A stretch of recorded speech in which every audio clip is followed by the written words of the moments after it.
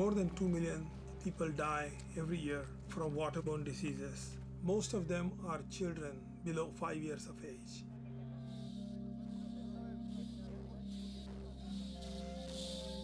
We have millions of people in the United States. Every morning they get up and turn on the tap not knowing that there's rocket fuel in their water supply.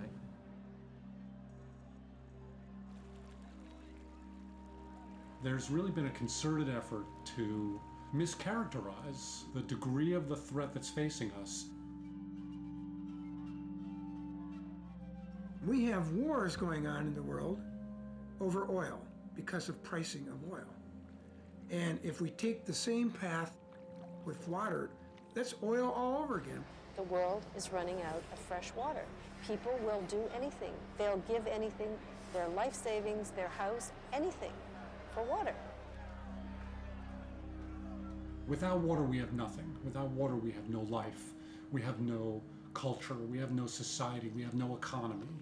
Without water, the earth wouldn't be what it is.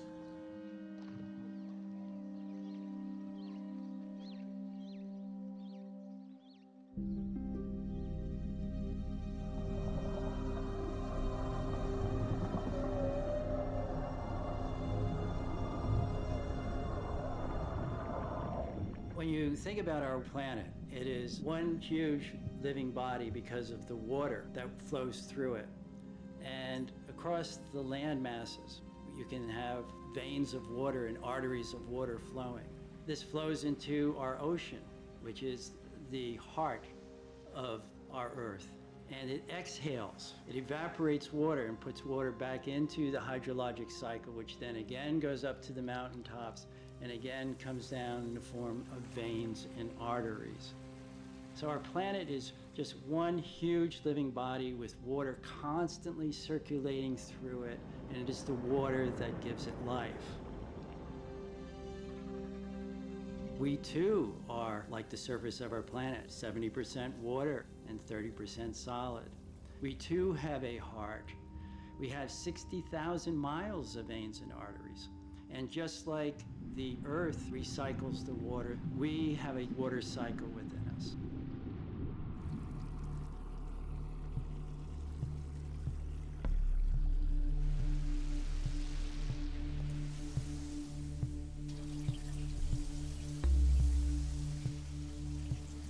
The United States does not keep active records of how many people get sick from our water supply every year.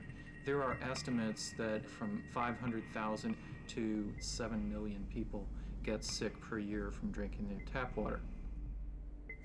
One of the problems is that we have lots of bugs in the system. Viruses, pathogens, bacteria.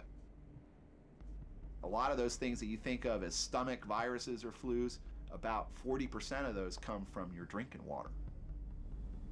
We are not removing things like industrial chemicals, rocket fuel, pesticides, certain pharmaceuticals, drugs that were discharged either by big animal factories or by sewage treatment plants. A lot of people think they don't have to worry about their water supply because they go out and buy bottled water. Well, we have news for them.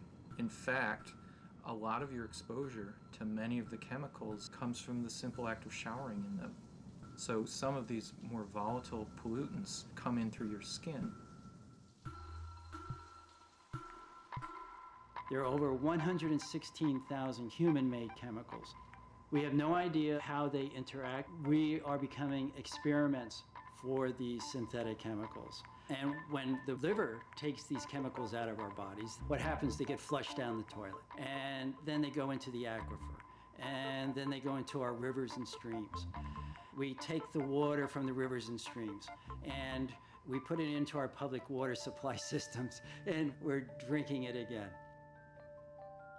All those pharmaceuticals, all those cosmetics, all the stuff that's in there, you know what? It's changing the chemistry in our bodies and it's hurting us.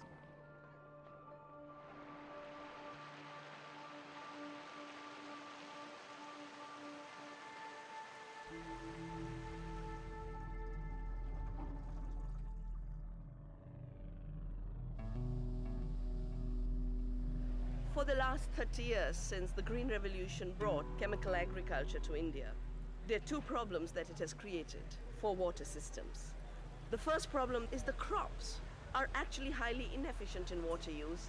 They need lots of water to dissolve the chemicals, and that means 5 to 10 times more water is used to produce the same amount of food. 70% de la consommation mondiale est d'origine agricole, 20% d'origine industrielle, 10% les usagers domestiques. C'est les usages agricoles et industriels qui font qu'on a besoin de plus en plus d'eau pour faire pousser les choses qui ne devraient pas pousser à tel endroit. Et évidemment, pour faire pousser tout ça, il faut aussi des engrais, des produits phytosanitaires, de la chimie. Et évidemment, la chimie avec l'eau et dans les terres, ça ne fait pas bon ménage.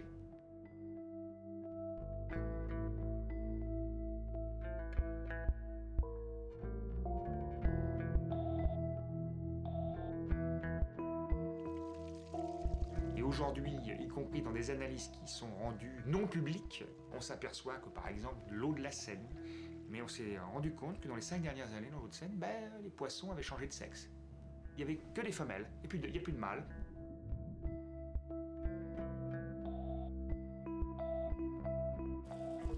Le problème c'est qu'on n'a pas de solution, puisqu'on faut toujours boire de l'eau. Hein. Même si vous croyez en Dieu, malheureusement la pollution elle est diffuse. Hein.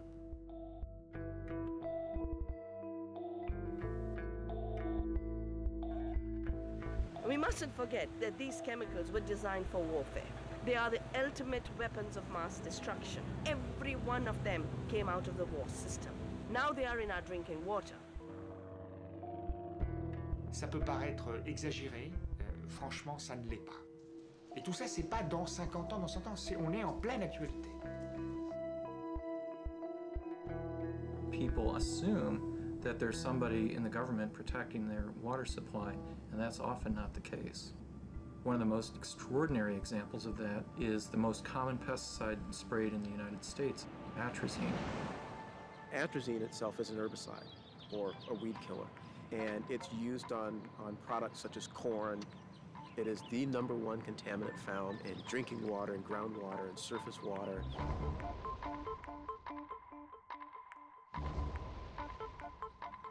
Initially, we were contracted by Syngenta, the makers of atrazine, and their interest was in trying to understand whether or not, so they said, whether or not atrazine could function as an endocrine disruptor, meaning could it interfere with hormones such as thyroid hormone, testosterone, estrogen. We found that atrazine had a number of effects, but most significantly, atrazine demasculinized the exposed male frogs. I would even say chemically castrated